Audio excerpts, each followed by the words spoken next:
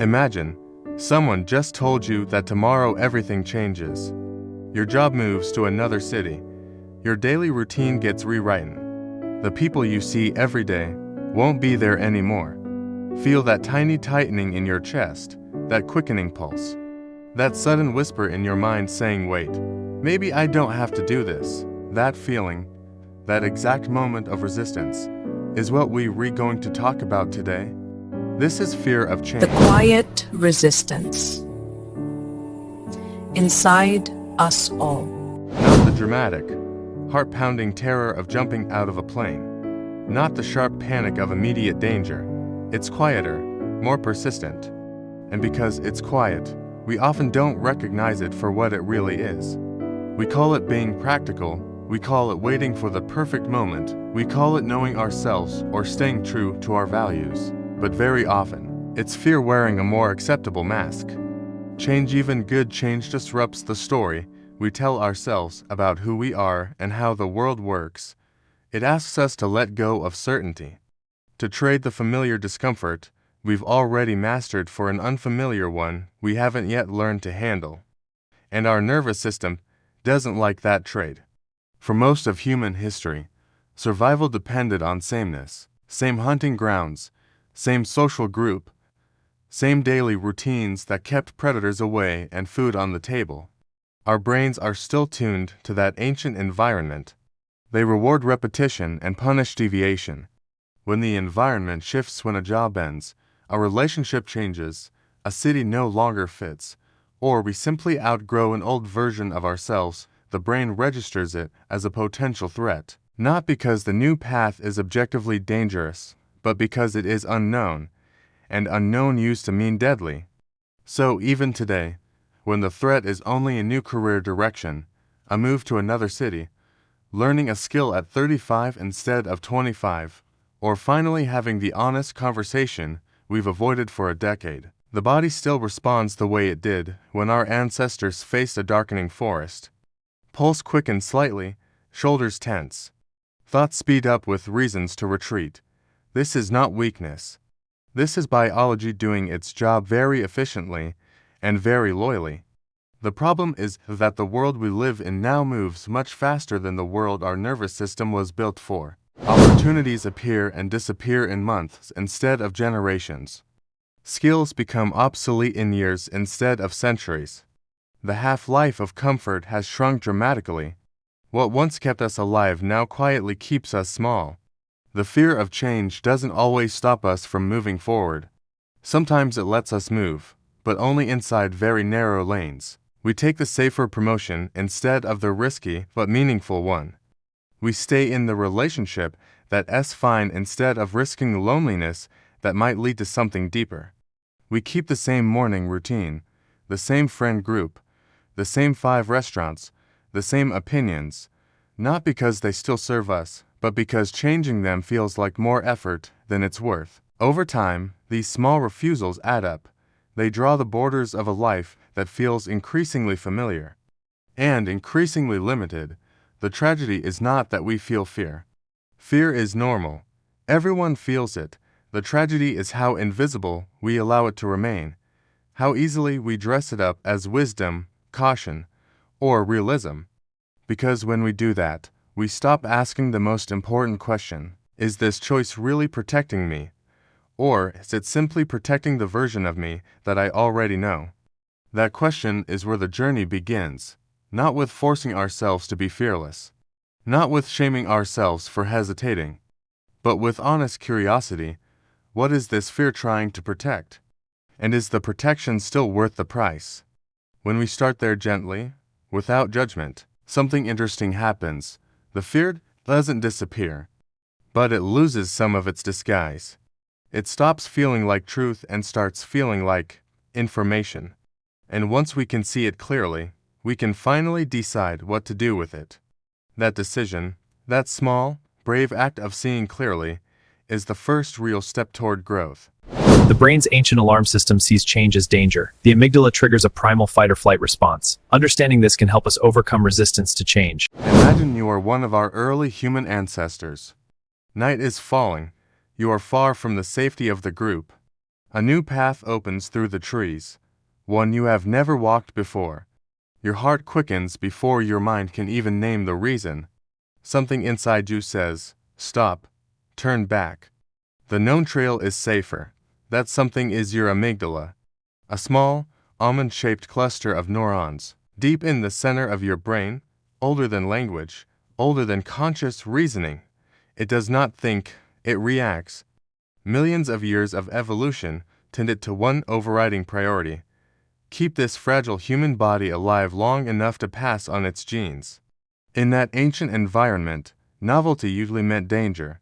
A new smell could be a predator, a new sound could be approaching death, a new path could end in a cliff, a snake, or an enemy tribe. So the amygdala learned a very simple rule: unknown equals potential threat. When it detects uncertainty, it fires a signal faster than you can form a complete thought, in as little as 12 milliseconds. That's faster than the time it takes to recognize your own name. The message travels straight to the hypothalamus, which floods your bloodstream with adrenaline and cortisol. Blood pressure rises, muscles tense, breathing becomes shallow and quick. Your body is now in fight, flight, or freeze mode. Even though the only thing that changed was your morning commute, or the idea of asking for a raise, or the decision to finally leave a city that no longer feels like home. Meanwhile, up in the front of your brain, the prefrontal cortex, your executive control center, is trying to catch up. It wants to reason: this move could be good for my career. This breakup might open space for real happiness. This new habit could change my health for the better. But the prefrontal cortex is slower. It needs time. It needs oxygen and glucose that are currently being diverted to your limbs so you can run or fight. In moments of perceived threat, the emotional brain hijacks the rational brain. Neuroscientist Joseph Ledoux called this low-road processing. The fast, direct pathway from senses gives amygdala gives body response, bypassing conscious awareness. There is also a slower high road, through the cortex, that allows context and reasoning. But under stress, that high road is weakened. fMRI studies show this clearly. When people are shown images of uncertain or novel situations, amygdala activity spikes immediately, while prefrontal activity actually decreases for several seconds. The result: you feel fear or resistance before you have any logical reason to explain it. This is not a flaw. This is a feature, brilliantly designed for a world of constant physical peril. The tragedy is that we no longer live in that world. Today, the greatest dangers are rarely lions or saber-toothed cats. They are things like stagnation, regret, burnout, disconnection, a life quietly shrinking while we wait for certainty that never arrives. Yet the amygdala still treats a job interview the same way it once treated a rustle in the bushes. It still treats asking someone on a date the same way it treated stepping into open grassland where predators could see you. It still screams danger, uncertainty, retreat, and because this alarm system is so fast and so loud, we usually obey it without questioning. We rationalize afterward. We say, I'm just not ready yet. I need more information. I don't want to rush into anything. Those statements are not always lies. Sometimes they are true, but very often they are the prefrontal cortex doing its best to make the amygdala sphere sound reasonable. The quiet truth is simpler and more humbling. Most of the time, when we feel strong resistance to change, it is not wisdom speaking. It is an ancient smoke detector going off because someone lit a match in the next room. The detector doesn't know the difference between a house fire and someone cooking dinner. It just knows. Smoke equals danger equals scream now. Our job, the work of growth, is not to silence that detector forever. That would be impossible and honestly unwise. Our job is to learn its language, to recognize when it is overreacting, to breathe and wait for the slower, wiser part of the brain to come online and assess the real risk. Because once we understand that the fear comes first biologically, automatically, protectively, we stop taking it as truth. We stop treating every uncomfortable feeling as proof that the change is wrong. Instead, we begin to see it for what it really is, a loyal but outdated bodyguard who means well, but hasn't updated its threat assessment in about 200,000 years. When we can hold both truths at once, I feel afraid, and this fear may not be accurate. Something softens. The alarm still sounds, but it no longer owns the whole conversation. And in that small space between stimulus and response, real choice becomes possible. That is where growth lives, not in the absence of fear, but in the ability to hear the ancient alarm and still take one careful step forward anyway. So, status quo bias, the invisible gravity that keeps us stuck. We like to believe our decisions are rational, logical, based on careful weighing of pros and cons, but there is a hidden force in every choice we make, a quiet gravitational pull toward keeping things exactly as they are. Psychologists call it status quo bias. It is one of the most powerful and least noticed influences on human behavior. In 1988, researchers William Samuelson and Richard Zeckhauser published a landmark study. They gave people different scenarios, choosing health plans, investing money, even deciding which movie to watch. In every case, participants overwhelmingly preferred the option that was presented as the default, the one already selected or the one that required no action. The default felt safer. It felt wiser, even when the alternative was objectively better. This is not laziness. This is not indifference. This is the brain trying to conserve energy and reduce risk to things it values above almost everything else. Why does the status quo feel so safe?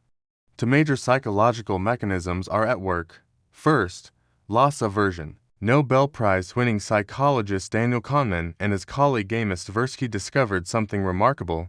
People feel the pain of losing something about twice intensely as they feel the pleasure of gaining something of equal value. Losing $100 hurts roughly twice as much as gaining $100 feels good. So, when change is on the table, our mind automatically focuses more on what we might lose than on what we might gain. Leaving a familiar job means losing security, routine, identity, colleagues. Starting a new relationship means risking rejection, heartbreak, loneliness. Moving to a new city means leaving behind favorite places, people, memories. Even if the new situation promises more fulfillment, the potential losses loom larger in our emotional imagination. The second mechanism, cognitive effort and mental energy conservation. The brain is the most energy-hungry organ in the body, using about 20% of our total energy despite being only 2% of our weight. To save resources, the brain loves habits, routines, and familiar patterns. They require almost no new thinking. The default mode network, a set of brain regions active when we were not focused on a task, actually reinforces old ways of doing things. Changing course means activating new neural pathways. It means uncertainty. It means more mental work. So the brain quietly nudges us. Why spend the energy? Why take the risk? The current path is already working. Sort of. We don't usually say it out loud.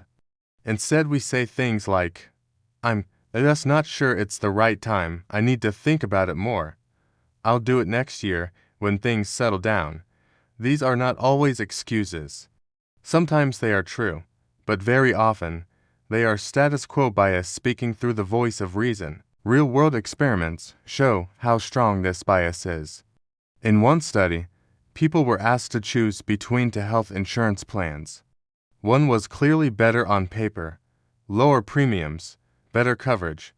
But when it was not the default option, most people stuck with the worst plan simply because it was pre-selected. In another study, university employees were automatically enrolled in a retirement savings plan, but could opt out. Participation rates were dramatically higher than when they had to actively enroll. The default won, even when the stakes were financial security in old age. This bias shows up everywhere. Employees stay in jobs they dislike because switching feels too risky. People remain in relationships that drain them because ending them feels like losing too much. We keep using outdated technology, old habits, Familiar brands, not because they are the best, but because changing would require effort and uncertainty. Over time, this invisible gravity shapes entire lives. We don't notice the slow narrowing of possibilities, we don't see the roads not taken. We tell ourselves we are being cautious, responsible, realistic. But beneath the surface, status quo bias is quietly drawing the boundaries of our growth, often much smaller than they need to be. The good news is that awareness changes everything. When we recognize status quo bias for what it is, not wisdom, not character, but a very human, very ancient tendency to prefer the familiar, we stop mistaking it for truth. We can begin to gently question it. We can ask, what would I choose if nothing was already selected? If there was no default, if I were starting fresh today? That simple question, asked with kindness, not pressure, can loosen the grip of the invisible gravity. It doesn't make change easy, it doesn't remove the fear, but it does something powerful. It gives us back the power to choose, rather than letting the default choose for us.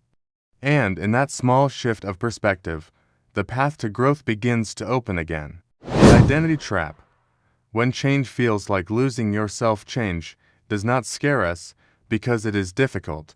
Change scares us because it threatens who we believe we are. For most people, fear of change is not about learning new skills, moving to a new place, or starting again. It is about something far deeper and quieter. Identity. From a psychological point of view, identity is the story we tell ourselves about ourselves. I am this kind of person. I am not that kind of person. I belong here. This is my role. Over time, this story becomes familiar. And familiarity feels safe, even when it hurts. Identity as a psychological anchor in psychology. Identity works like an anchor. It keeps us stable in a complex world. Your job, your beliefs, your habits, your relationships, all of them slowly merge into a single internal label. This is me.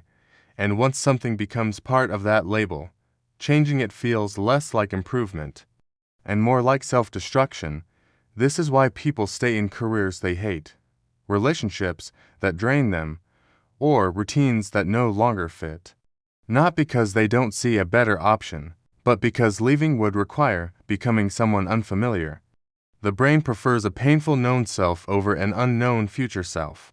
The brain's reaction to identity threat. When identity is challenged, the brain reacts as if it is under attack. Neuroscience research shows that threats to self-image activate the same brain regions involved in physical pain, particularly areas linked to emotional distress and fear processing. This reaction is fast and automatic.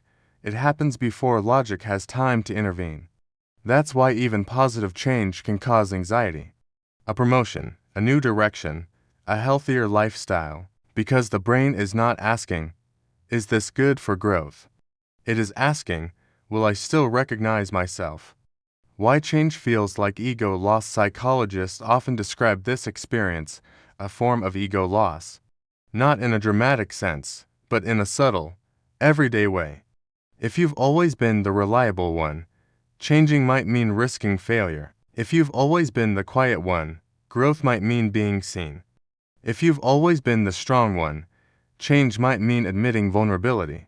Each step forward quietly removes an old label, and the brain resists that loss, even if the label is limiting.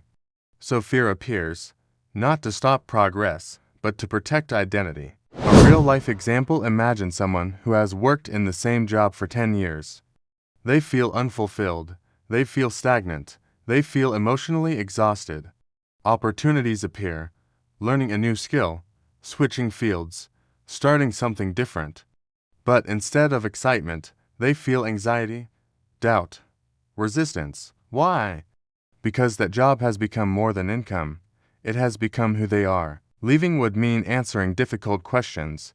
If I'm not this anymore, then who am I? What if I fail and confirm my worst fears? What if people see me differently, so they stay? Not because it's safe, but because it's familiar. Cognitive dissonance and self-protection. This inner conflict creates something psychologists call cognitive dissonance, the mental discomfort that arises when actions and beliefs clash. The brain does not like discomfort, so instead of changing behavior, it often changes the story. It's not that bad. This is just how life is. At least it's stable.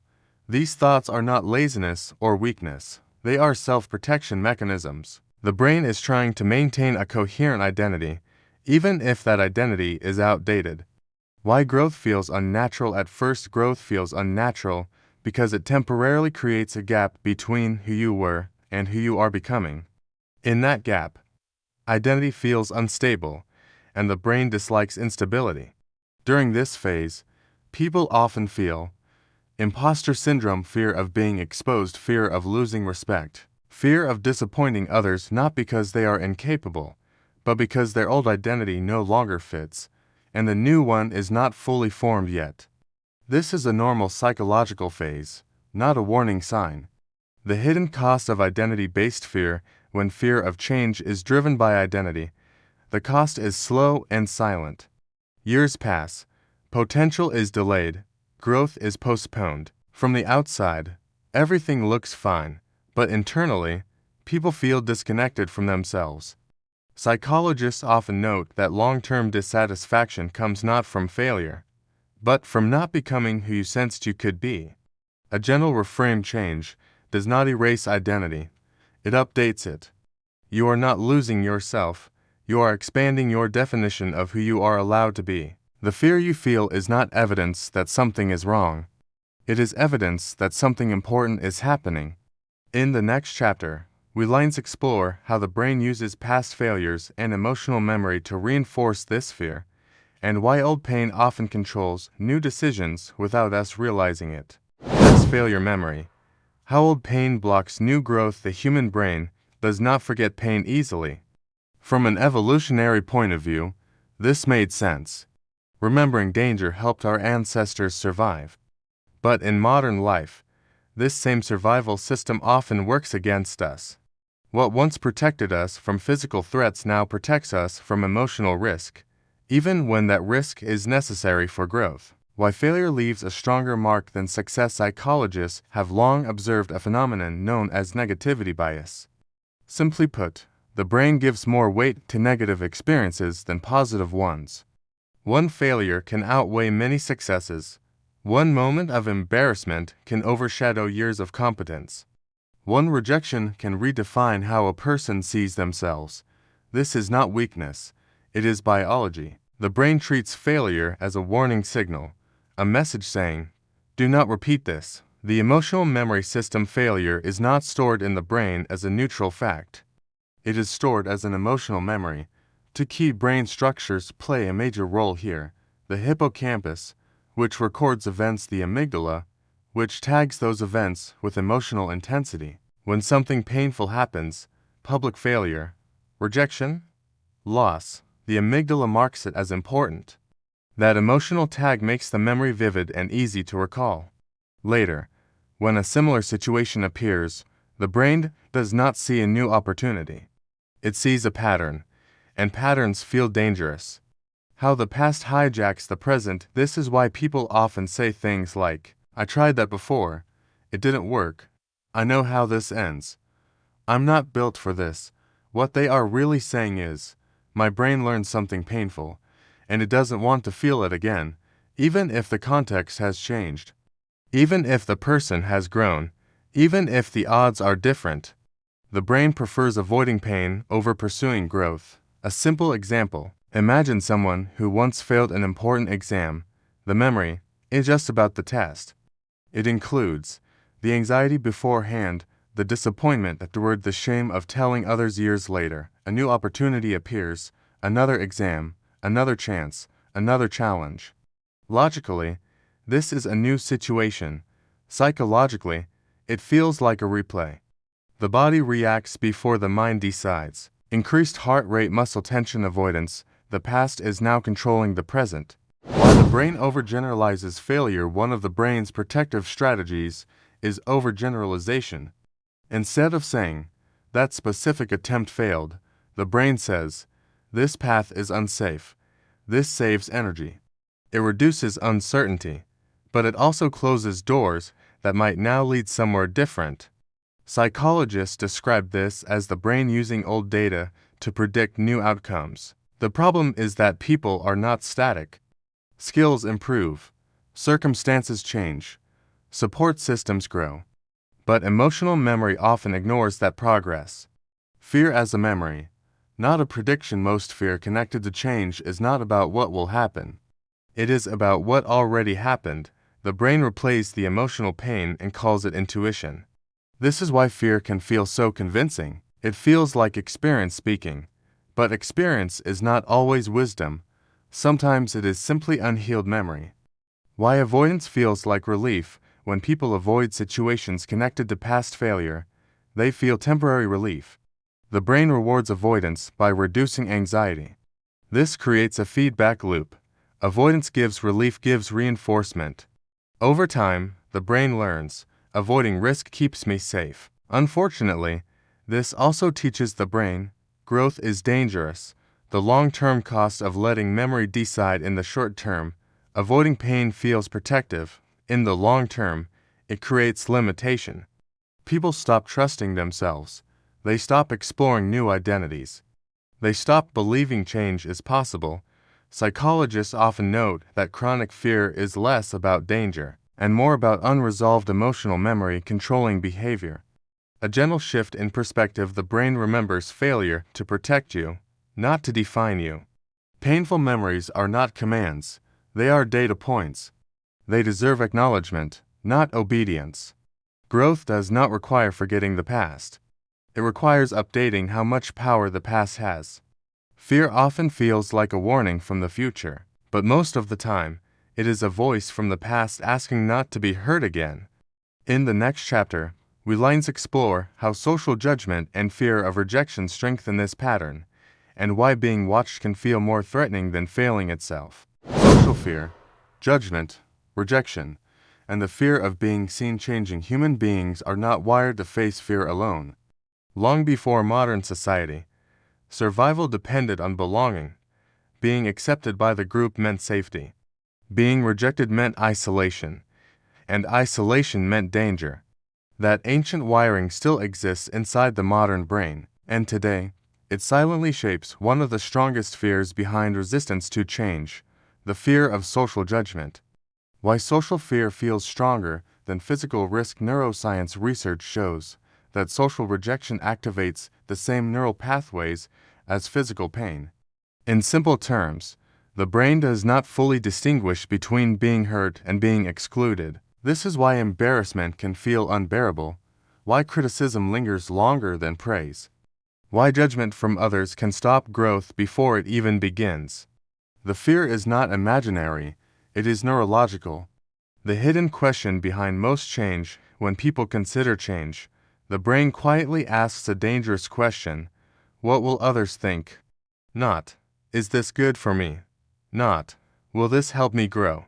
But, will I lose my place in the group? That question often decides everything. Why being seen changing is so uncomfortable. Change is visible. It draws attention. It invites evaluation. It breaks expectations. When someone changes direction, people around them notice and comment. Even neutral observations can feel threatening. You're doing something different now. You've changed. That doesn't seem like you. Psychologically, this triggers social alert systems. The brain interprets attention as risk. The role of social identity in psychology. Social identity theory explains how much of our self-worth comes from group belonging. Family, friends, culture, community. Each group has unspoken rules. What is acceptable? What is expected? What is rewarded? Change can feel like breaking those rules, and breaking rules risks rejection, even subtle rejection. So the brain encourages conformity, even when conformity limits growth. Why people fear being judged more than being stuck. Being stuck is private. Change is public. People often delay growth not because they lack desire, but because they fear commentary. Who do you think you are? This won't last. You're being unrealistic. These voices do not even need to be spoken. The brain imagines them. hand, imagine judgment can feel just as real as actual criticism. The fear of failing in public failure is painful on its own. Failure in front of others feels unbearable. This is why people often abandon goals quietly rather than risk visible effort.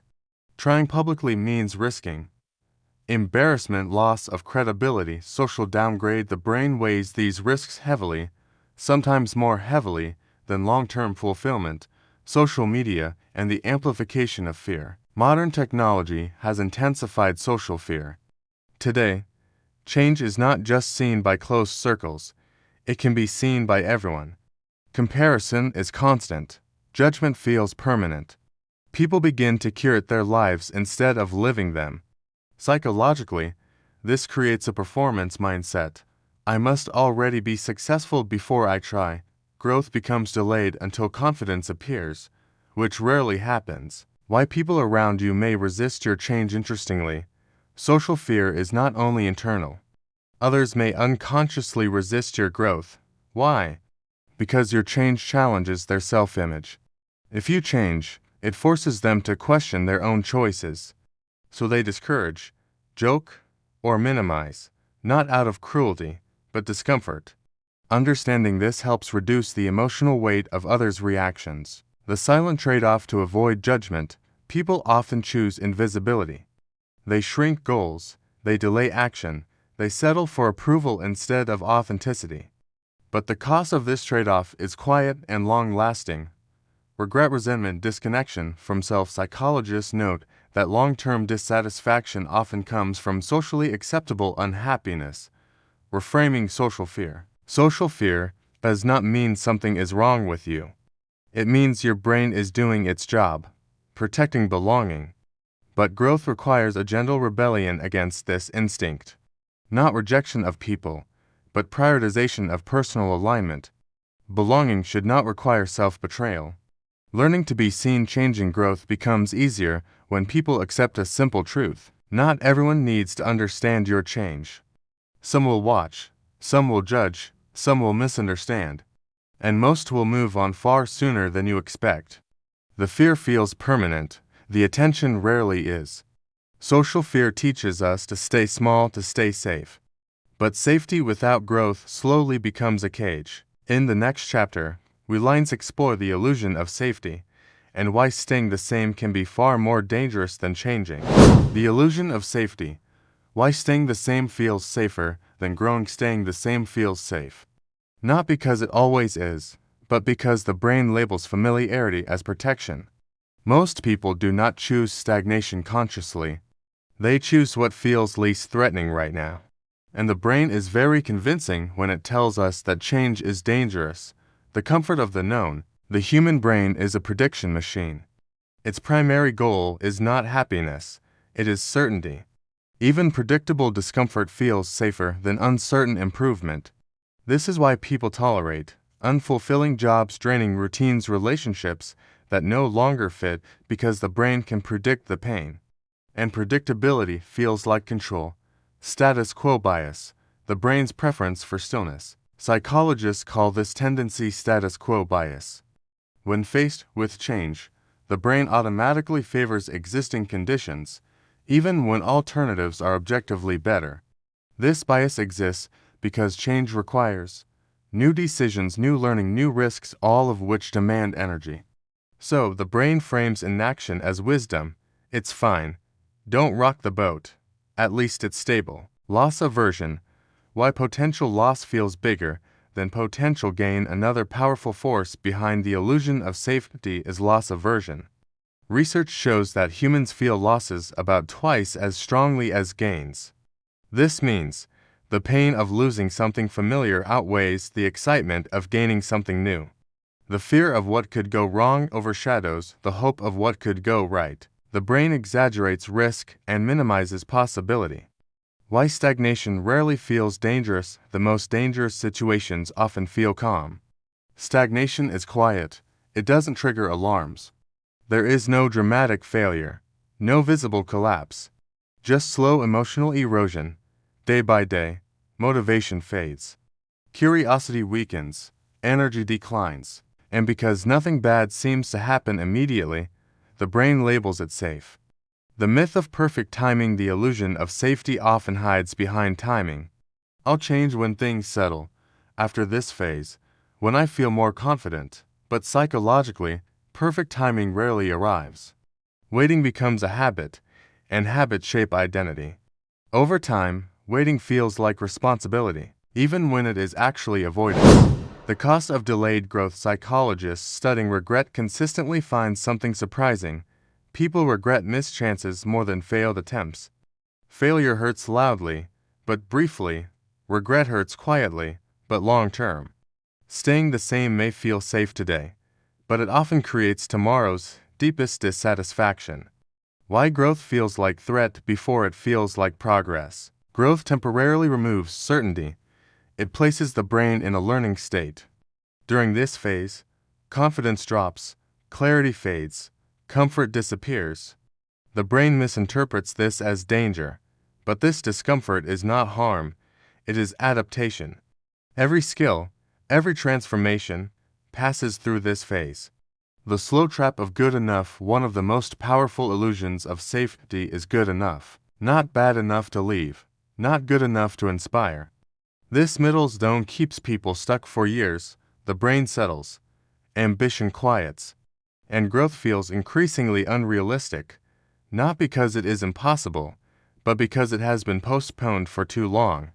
Safety versus aliveness. Psychologically, there is a difference between being safe and being alive. Safety avoids pain, aliveness embraces meaning. Staying the same protects comfort, changing builds capability.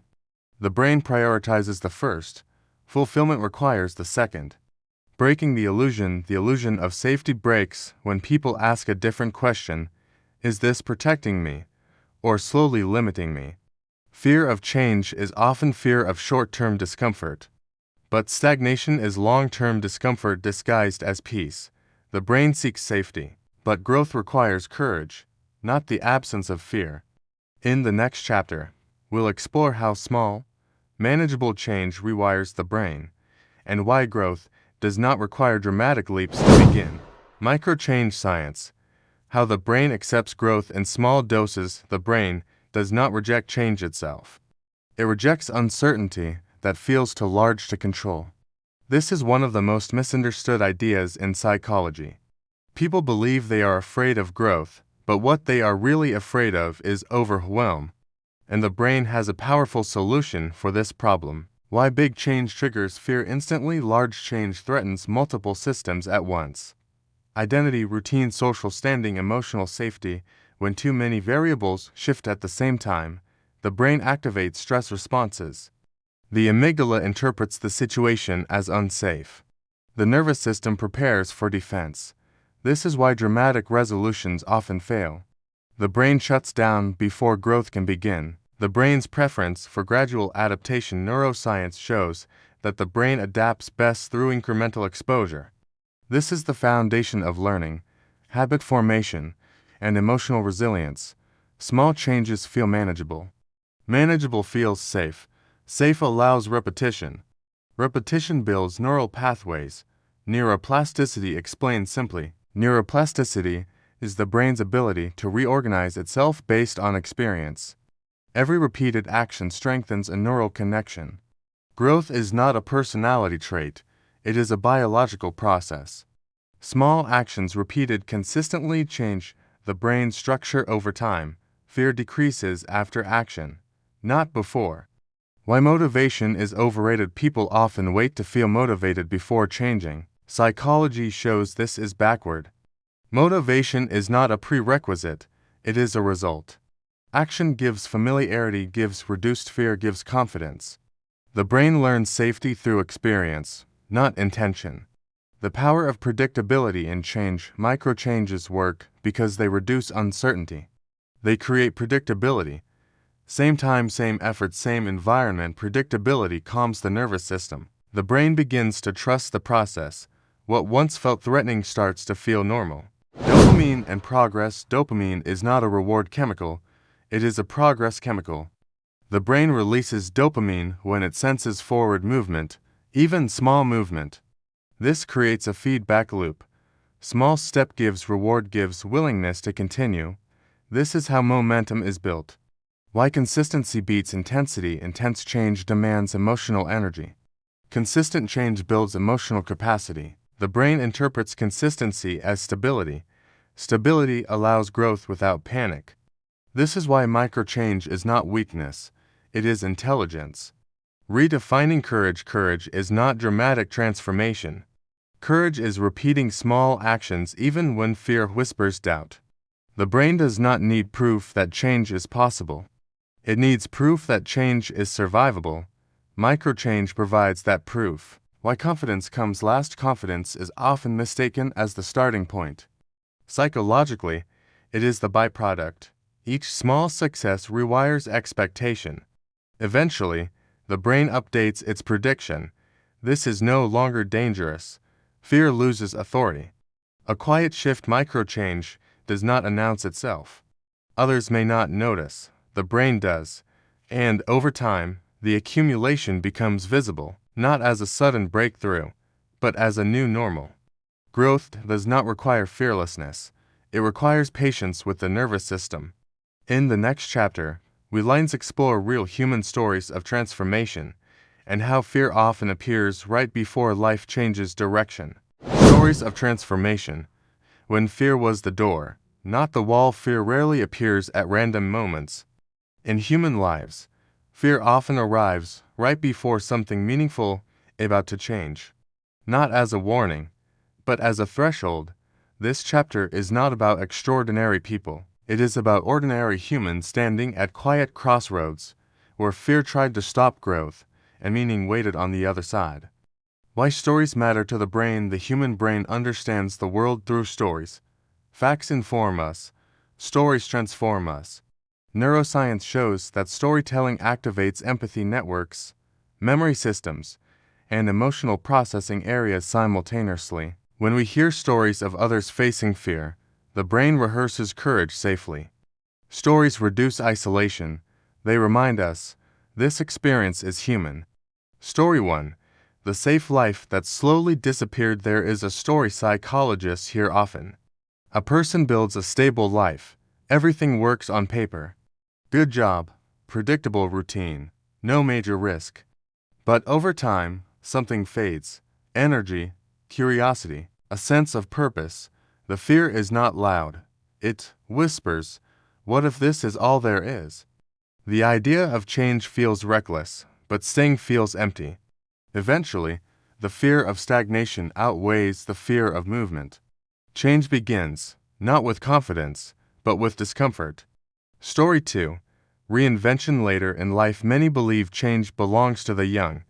Psychology says otherwise. Late life reinvention is common, but rarely celebrated. Fear at this stage is different. I'm too old to start again. I should already know who I am.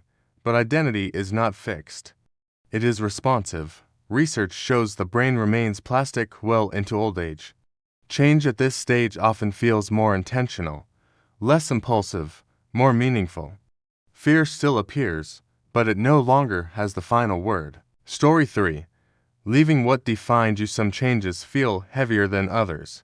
Leaving a role that once defined you, a title, a responsibility, a version of yourself others rely on. This fear is existential. If I'm not this anymore, who am I? Psychologically, this is one of the hardest transitions, because identity loss feels like disappearance. But what often emerges is expansion, not erasure. Fear as a signal of importance. In many transformation stories, fear does not vanish. It stays, but changes role. Instead of stopping action, it highlights meaning. Psychologists note that fear increases when stakes matter. This reframes fear, not as a sign of danger, but as a sign of significance. Why growth feels lonely at first. Transformation is often isolating. Old circles may not understand. New ones are not formed yet. This in-between phase is uncomfortable. But it is also temporary. The brain is adjusting social identity.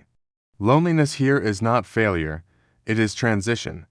The common pattern across stories, despite different lives, transformation stories share a pattern. Fear intensifies, action begins anyway. Fear loses dominance, identity updates, growth stabilizes. Fear does not disappear first. Movement comes first. The quiet power of choosing meaning. Many people say later, I was never fearless. I was just tired of not living. Psychologically, meaning outlasts fear. Comfort fades. Meaning sustains. This is why growth feels heavy before it feels right. Fear as the doorway. If fear were a wall, no one would grow. But fear behaves more like a doorway. Standing at it feels overwhelming. Passing through it changes perspective. What once felt impossible becomes normal. Fear does not mean stop. It often means stand here. Something matters. In the final chapter, we lines explore what growth really requires and why waiting for fear to disappear be the biggest illusion of all. Redefining growth. Living with fear instead of waiting for confidence. Most people wait for a feeling that rarely arrives. They wait for confidence. They wait for clarity. They wait for fear to disappear. But psychology tells a very different story. Growth does not begin when fear ends. Growth begins when we stop requiring fearlessness as a condition for movement.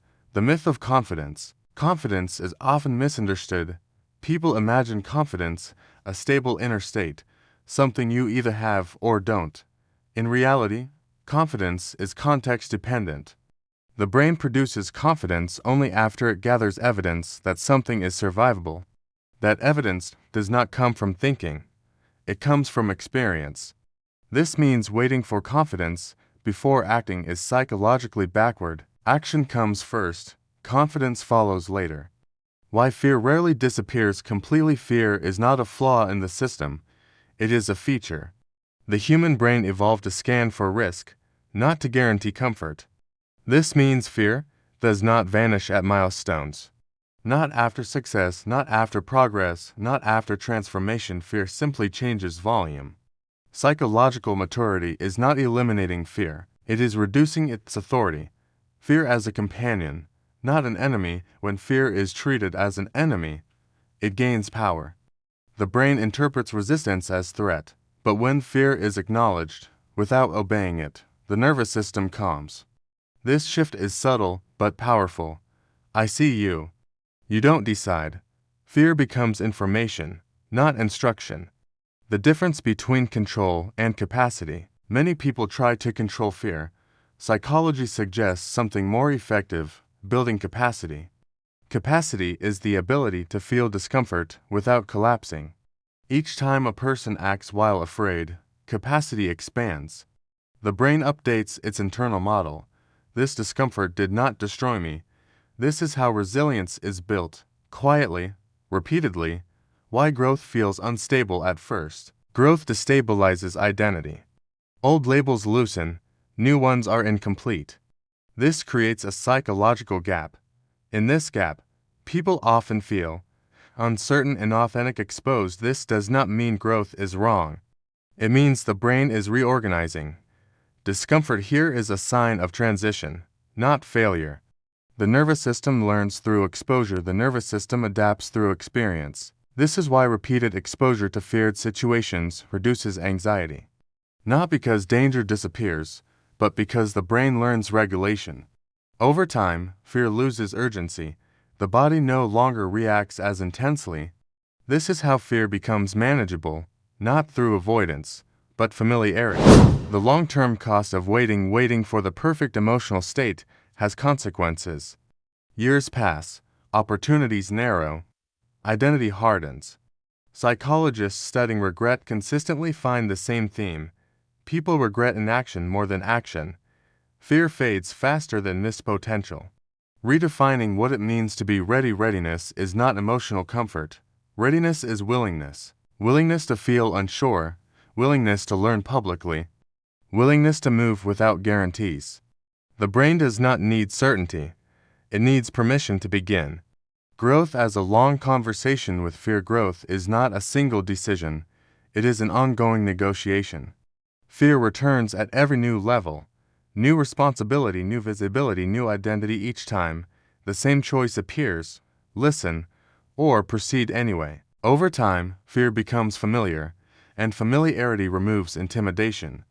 The quiet confidence that emerges, real confidence, is quiet. It does not announce itself, it does not eliminate doubt. It says, I can feel this, and still move. This confidence is earned, not imagined. Why meaning outlasts fear? Fear is temporary. Meaning is durable. Comfort fades. Purpose endures. Psychologically, people can tolerate enormous discomfort when life feels meaningful. This is why growth eventually feels lighter, not because fear leaves, but because meaning outweighs it. The final reframe: fear of change does not mean you are broken, it means your brain is cautious. Growth does not require courage every day, just movement often enough. You do not become fearless, you become capable. Fear will always ask, what if this goes wrong? Growth answers quietly, what if this is how I become more? The question is not whether fear will be present, it always will be. The question is whether fear will decide the direction of your life, or simply walk beside you as you move forward. If this documentary helped you understand fear a little better, consider subscribing for more psychology-based explorations of human behavior. You can also share your thoughts or experiences in the comments. Your perspective may help someone else feel less alone.